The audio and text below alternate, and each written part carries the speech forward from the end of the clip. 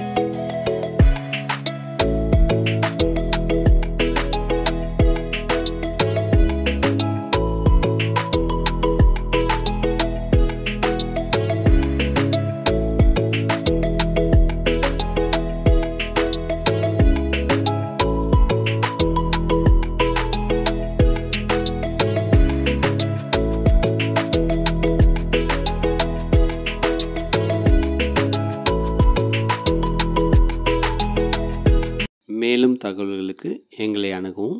அனைத்தும் நன்மைக்கே ஏ ப்ராப்பர்ட்டி.